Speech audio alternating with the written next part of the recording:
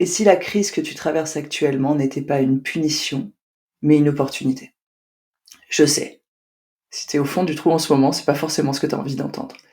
On nous dit tout le temps, on nous pousse à éviter les crises. Quand on le voit au niveau global, c'est pareil, il faut éviter la crise, il faut éviter la crise. Mais en fait, ce qu'on nous dit pas, c'est que dans la crise, il y a une véritable opportunité de transformation. Il y a une véritable opportunité de croissance. Et je parle pas de croissance économique, même si on pourrait en parler. Mais du coup, c'est vraiment dans ces moments d'instabilité, dans ces moments où la vie, elle vient te chercher en profondeur, où elle vient toucher du doigt ces endroits qui font vraiment mal, que tu as l'opportunité de les transformer, que tu as l'opportunité de faire ce qu'on appelle un saut quantique, pour utiliser ce mot-là. Qu'est-ce que c'est qu'un saut quantique? C'est passer d'une personne, d'être une personne A à une personne B, et de le faire d'une manière très rapide. Et les crises de ta vie, les moments d'insécurité dans ta vie, les moments qui viennent te secouer dans ta vie, c'est exactement ces moments-là qui vont te permettre de faire ces changements-là. Donc si tu as envie de savoir pourquoi, qu'est-ce qu'il y a derrière cette crise et qu'est-ce que ça peut t'apporter, je t'invite à écouter cet épisode jusqu'au bout, à venir me dire ce que tu en as pensé, à venir partager avec moi tes réalisations et peut-être tes objections aussi, c'est le bienvenu, et à explorer ensemble ce que crise peut vouloir dire pour nous en tant qu'individus et en tant que collectif. Ok, on vit tous des crises. Aussi, autant les réseaux sociaux et cette espèce d'image d'Épinal parfaite qu'on nous projette en permanence a tendance à nous faire croire que c'est pas vrai, qu'on est les seuls à vivre, qu'on est tout seul dans notre malheur, qu'on est tout seul dans notre mal-être, mais c'est complètement faux en fait. Ça fait partie de l'humanité. Et je vois déjà des objections. Oui, mais est-ce qu'on peut pas grandir dans la douceur? Oui, peut-être. Et c'est une question que je me suis beaucoup posée pendant longtemps. Peut-être, sans doute. Mais aujourd'hui, c'est pas vraiment notre réalité et en tout cas, c'est pas la mienne. Je sais pas si c'est la vôtre, mais moi, c'est pas la mienne. Et les moments où j'ai grandi le plus, les moments où j'ai évolué le plus, les moments où j'ai le plus transformé, c'est des moments de crise. Parce que ça m'a permis de voir ce que je voulais pas voir. Parce que ça m'a poussé dans des retranchements où clairement, j'avais pas vraiment envie d'aller. Et pourtant, je suis quelqu'un qui aime bien aller gratter vous savez, les limitations et ces choses-là, c'est dans mon système. J'ai été câblée pour aller dans l'inconscient, j'ai été câblée pour ce genre de choses. Et du coup, c'est ce que j'offre à mes clients, mais c'est aussi ce que je m'offre à moi-même. Donc c'est vraiment dans mon système. Et malgré ça, malgré cette volonté permanente d'aller, alors certains diront gratter la merde, d'autres diront aller chercher nos limitations, je vous laisse utiliser votre vocabulaire. C'est avant tout une question d'intention, j'ai envie de dire.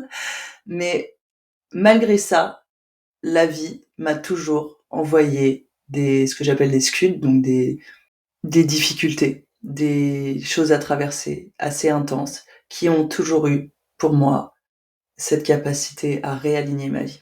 Et pas à la réaligner sur des valeurs extérieures, mais à les réaligner sur mes valeurs intérieures, sur qui je suis. Et c'est vraiment pour moi une des plus grandes opportunités que nous offrent les crises, c'est de nous réaligner avec nous-mêmes.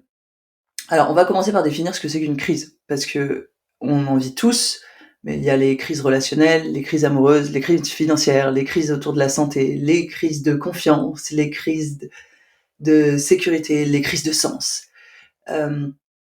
Si vous êtes un peu dans la spiritualité, vous avez forcément vécu à un moment donné une espèce de crise de sens. Donc c'est vraiment regarder autour de soi et se dire non mais c'est pas possible. Il peut pas y avoir que ça en fait. Ça peut pas être que ça la vie. Et vous voyez bien que dans ces moments-là, cette crise, ce moment d'angoisse existentielle, où vous dites mais moi j'ai coché toutes les cases, où j'essaye de faire tout ce qu'on m'a dit qui m'apporterait le bonheur, et en fait je vois bien que ça marche pas. Et là il y a une perte de sens, il y a une crise, et du coup on se fait secouer et on va aller chercher des réponses et on va trouver des réponses et on va avancer sur son chemin. C'est souvent comme ça que débute le travail sur soi ou la quête en termes de spiritualité ou le développement personnel. C'est dans ces moments où en fait on s'aperçoit qu'il y a une dissonance entre ce à quoi on aspire et ce qu'on vit. Il y a un décalage. Et la crise, c'est réellement ça. Peu importe ce que vous vivez, une crise, c'est vous êtes dans un état A qui était, on va dire, plus ou moins stable. Ce qui veut pas dire heureux, c'est stable, d'accord? Par exemple, dans une relation, vous êtes en couple depuis X temps et vous êtes pas forcément super épanoui, mais c'est pas non plus la catastrophe. Vous êtes stable, c'est régulier. Et là va arriver la crise. sous la forme de plein de choses. L'univers est incroyablement créatif et ça va vous déstabiliser. Ça va remettre en question cette fausse sensation de stabilité. Ça va vous bousculer sur vos appuis et du coup, vous allez sortir de votre zone de confort et vous allez qu'est-ce qui se passe quand on sort de notre zone de confort? On regarde autour de nous. On regarde ce qui se passe. On observe. Alors le mouvement premier, quand il y a une crise, il est à la fois appris et il est à la fois complètement, inscrit dans nos cellules puisqu'en fait, il se base sur vraiment notre instinct de survie, en fait. Notre instinct de survie, notre mental veut nous garder en vie. Pas heureux, en vie. Et du coup, il va nous maintenir dans des espaces du connu, des endroits où on est stable, des endroits où on sait, on peut prédire ce qui va se passer parce que ça permet de nous garder en vie, concrètement. Mais ça va pas nous rendre heureux, clairement pas. Et on vit dans une société aujourd'hui où une des aspirations fondamentales, c'est le bonheur. C'est pas la survie, parce qu'on n'en est plus là, en fait. Ça pourrait revenir, mais on n'en est plus là. Et du coup, c'est vraiment cette crise, elle va nous déstabiliser. Et notre mouvement premier, ça va être de nous accrocher pour essayer de revenir à la sécurité. Donc on va essayer de revenir à ce qu'on avait avant, on va essayer de revenir à notre relation d'avant, on va essayer de reconstruire quelque chose qui ressemble à avant. Alors si on est en séparation, ben on va souvent essayer de trouver un partenaire qui nous permet plus ou moins de revivre ce qu'on a connu, même si ça a été la catastrophe. Ça c'est malheureusement, j'ai envie de dire, notre mental, il est pas là pour vraiment cultiver notre bonheur. Et du coup, on va essayer de revenir à ce qu'on avait avant. Et moi, j'ai envie de vous proposer autre chose. Parce que quand on revient à ce qu'on avait avant, alors ça prend une forme légèrement différente. En général, la relation que vous allez trouver après va être légèrement différente. L'équilibre financier que vous allez trouver après va être légèrement différent. Mais je ne crois pas que si vous êtes là, ce que vous voulez, c'est rester tel que vous étiez avant. Vous êtes là pour avancer, vous êtes là pour évoluer, vous êtes là pour vous transformer. Et du coup, comment est-ce qu'on peut utiliser ces moments-là pour réellement en faire des opportunités de croissance? Parce que c'est ça que c'est au fond. Moi, j'aime bien me dire, c'est un enseignant qui m'avait dit ça il y a longtemps, les crises, c'est des manières qu'a l'univers de te remettre dans ton axe, en fait. Après, tu peux décider d'y résister ou pas. Tu peux décider de retourner dans ta zone de confort d'une manière ou d'une autre ou pas. Et c'est dans cette capacité-là que va se définir vraiment ta capacité à te transformer, à évoluer dans ta vie. C'est aussi dans ta capacité à surfer les crises, à transformer ces essais-là en quelque chose d'autre. Le problème, c'est qu'on nous dit souvent que, notamment en relation de couple et tout ça, faut éviter les crises. Parce que les crises, c'est dangereux. Les crises, ça vous secoue. Les crises, ça vous sort de cette routine, de cette roue de hamster dans laquelle vous êtes. Vous savez, c'est ce mythe de et ils vécurent heureux et eurent beaucoup d'enfants, comme si vous pouviez avoir une relation de couple épanouie et épanouissante pendant des dizaines et des dizaines d'années. Vous pouviez voler sur un espèce de bonheur permanent, voyez. Et dans la vie, c'est pareil, on aspire à cette espèce de ah mais moi je veux juste la paix, moi je veux juste être heureux, moi je veux juste. Ok, c'est super, mais en fait, on n'est pas venu sur Terre pour vivre ça. On est venu sur Terre pour vivre l'ensemble du spectre humain. Et l'ensemble du spectre humain, il inclut aussi ces moments de désespoir, ces moments de peur, ces moments de panique, ces moments d'anxiété. Et si vous avez pas ça, vous pouvez pas vraiment, alors ça va sembler bateau, mais vous pouvez pas vraiment toucher la magie et la plénitude des autres émotions. Mais au-delà de ça, même ces émotions-là, toutes les émotions que vous vivez, elles ont une forme de magie à l'intérieur d'elles. Elles ont cette capacité à vous rendre vivant. Elles ont cette capacité à vous faire ressentir la vie à l'intérieur de vous. Mais pour faire ça, pour pouvoir vraiment plonger dans l'opportunité qu'est cette crise, dans l'opportunité que ce sont ces émotions que notre cerveau a tendance à classifier comme négatives, il s'agit d'aller les sentir. Il s'agit de vivre les choses. Vous pouvez pas transformer une crise en faisant ce que je vois beaucoup de gens faire, c'est ah on s'est séparés, mais c'est pour le mieux de toute façon, ça me permet de voir ci, ça, donc je vais continuer, je vais avancer. Je me méfie énormément de ce genre de conclusions tirées quand elles ne sont pas passées au crible de l'émotion. C'est-à-dire que si vous vous autorisez pas à pleinement ressentir Et par pleinement ressentir, je veux pas dire aller râler avec des copains ou des copines, des potes, dire du mal de quelqu'un ou passer vos nerfs sur autre chose. Justement, c'est ressentir dans votre corps avec vous-même. Et vous pouvez pas explorer la profondeur de ce que vous avez à trouver là-dedans si vous vous autorisez pas à aller explorer la profondeur de vos émotions. Donc c'est vraiment par là que ça passe, c'est par votre corps, par vos sensations, par ce que vous vivez, que vous allez pouvoir prendre une direction différente à travers cette crise. Vous autoriser à vivre quelque chose de différent. Et donc il y a vraiment ce mouvement, on voit dans les milieux de développement personnel et spirituel où déjà les gens spirituels ne devraient pas avoir vraiment d'émotions chaotiques. Je ne crois pas. Je pense que c'est juste une manière de nous priver de notre humanité, en fait. C'est encore une manière de nous étouffer sous des il faut, je dois, il faut, je dois. Parce que de fait, on vit tous des émotions chaotiques. On vit tous des colères profondes, on vit tous des moments de rage, on vit tous ce genre de choses. Et nous l'interdire, c'est s'interdire d'être une part de nous-mêmes. Et du coup, c'est se refuser soi-même. Donc, c'est vous empêcher de vivre la vie que vous voulez avoir parce que vous vous empêchez d'être pleinement vous-même. Et donc, c'est s'autoriser à plonger en profondeur. S'autoriser à plonger en profondeur dans l'émotion pour voir, en fait, ce qu'il y a à l'intérieur. Et c'est à travers ce mouvement de non-résistance à ce qui est là, à ce qui est présent, que vous allez pouvoir, éviter d'avoir trop mal. Parce qu'en fait, et ça j'en ai parlé dans le groupe Telegram que j'ai créé. Si vous n'êtes pas inscrit, je vous invite à y aller, je mettrai le lien en dessous, c'est offert et c'est vraiment un endroit pour moi où je peux vraiment partager des enseignements, où je réponds à des questions. C'est un peu un laboratoire d'exploration. Il y a 25 personnes, je crois, pour l'instant. Et c'est vraiment, voilà, je vous invite, si vous avez envie de plonger en profondeur dans vous-même, de plonger dans ce que c'est que l'alchimie émotionnelle, la capacité à être un humain de manière différente, à être en relation de manière profonde, à explorer ce que ça veut dire que d'être dans cette exploration du sacré, que ce soit dans la relation, dans la sexualité ou avec soi, sans, j'ai envie de dire sans tenue blanche et sans encens, dans la profondeur et la vérité de ce que ça veut dire. Et sans limitation surtout. Donc je vous invite à rejoindre ce groupe Telegram si ça vous parle. Et donc dans ce groupe, j'ai parlé vraiment de à quel point nos résistances créent énormément de notre souffrance. Justement parce qu'on nous a vendu ce mythe de la vie parfaite, de vous savez, j'ai tout, j'ai le couple, j'ai la relation, j'ai les enfants, j'ai la maison, j'ai le travail, j'ai machin, pourquoi je suis pas heureux?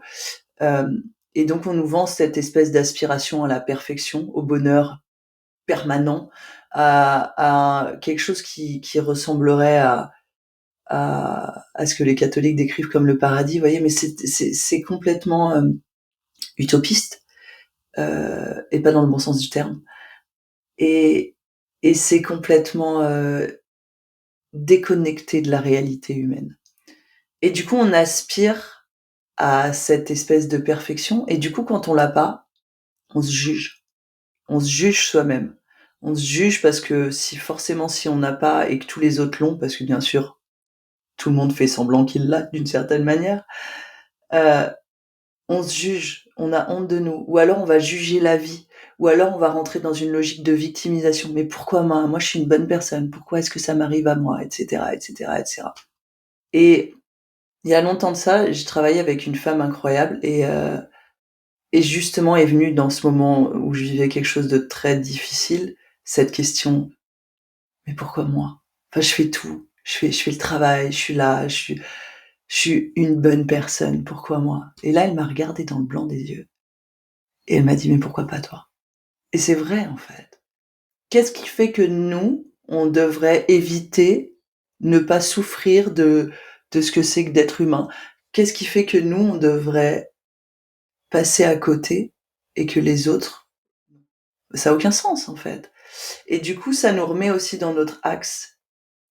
Les crises qu'on vit ne sont ni des injustices, ni des punitions, ni peu importe ce que vous avez comme idée en tête.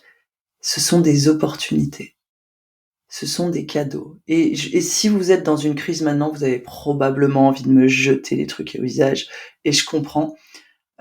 Si vous avez l'occasion, je vous invite à aller écouter, l'épisode, que j'ai partagé il y a quelque temps autour de justement, ce que moi j'ai vécu ces derniers mois.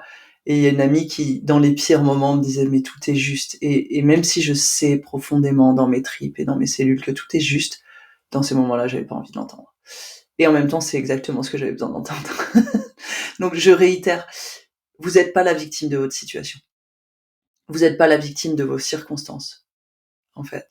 Votre vie n'est pas définie par vos circonstances. Elle est définie par la manière dont vous voyez vos circonstances. Elle est définie par la manière dont vous percevez ces circonstances. Et si vous êtes dans une modalité de victimisation, vous pouvez pas reprendre le pouvoir. Vous pouvez pas vraiment vous connecter à la personne que vous voulez être parce que vous êtes la victime de la situation. Donc moins vous allez résister, moins vous allez être dans le jugement de ce qui se passe, plus vous allez le voir comme une véritable opportunité pour vous, plus ça va vous montrer cette opportunité, plus vous allez pouvoir aller en profondeur et voir quelle est l'invitation. Parce que dans ces moments-là, il y a toujours une invitation.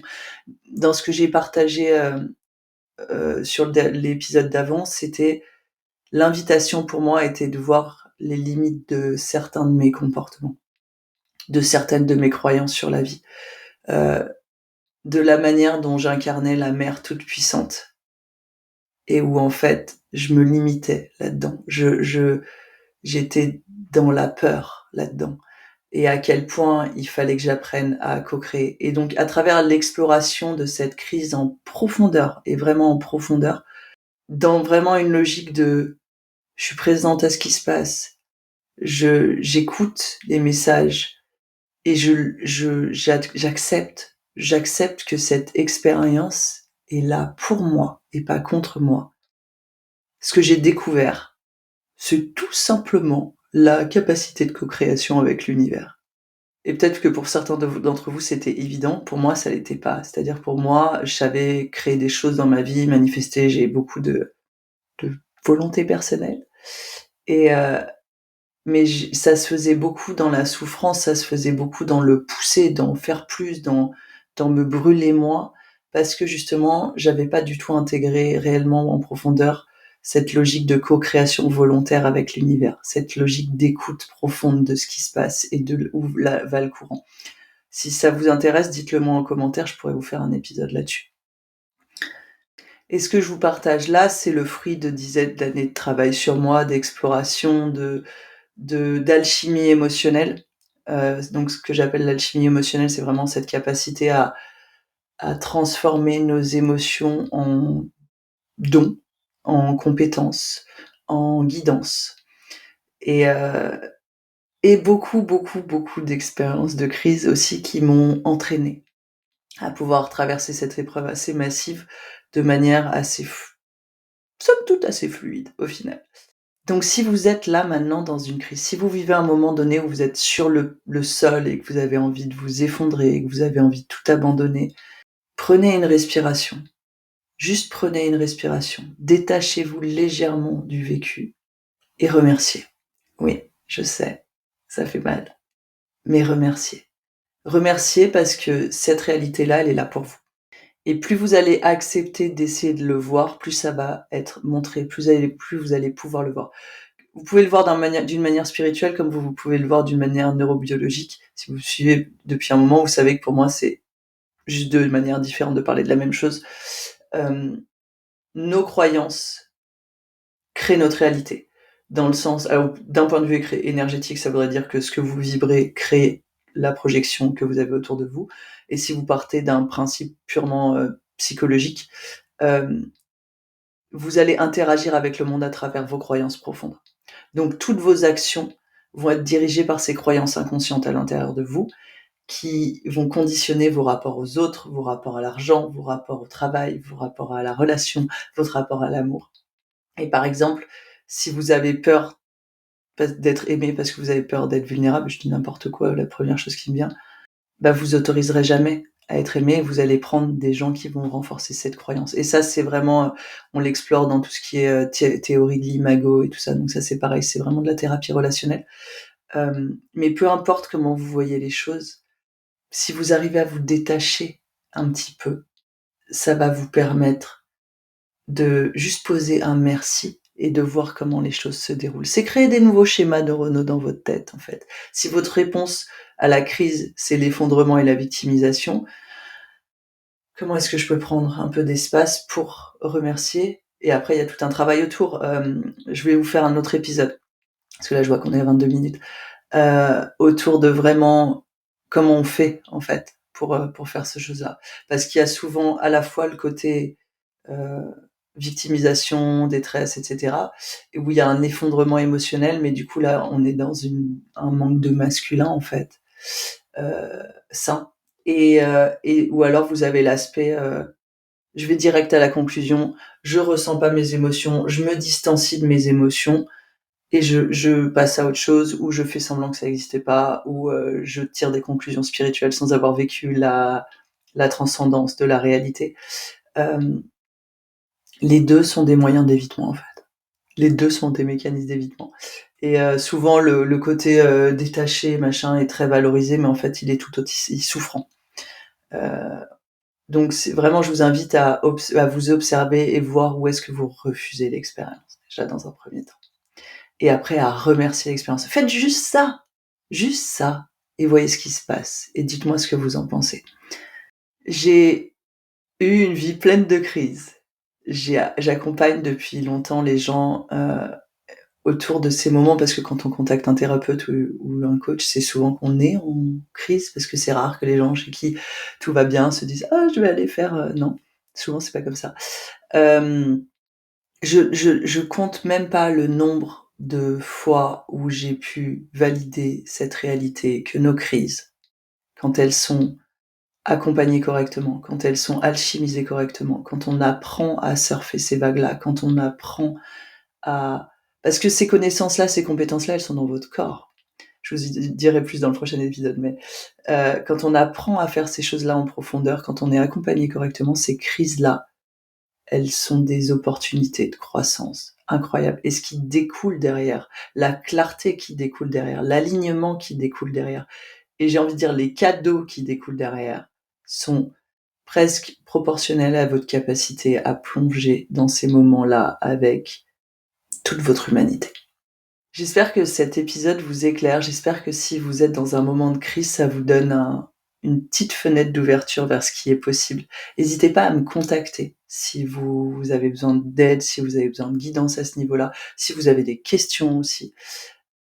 Je serais vraiment ravie d'y répondre et de vous accompagner si c'est votre souhait, parce que c'est une de mes profondes compétences et c'est souvent une de mes plus grandes joies, d'accompagner les gens dans ces moments-là, parce que c'est des moments d'alignement et de connexion à soi qui sont hors normes et tellement délicieux. Que ce soit des crises personnelles, des crises de relations, c'est toujours dans ces moments-là qu'on a des opportunités incroyables. Je vous souhaite une délicieuse journée. Je vous souhaite de traverser vos vagues et vos crises de la manière la plus vibrante, vivante et humaine qui soit. Et je vous dis à très bientôt.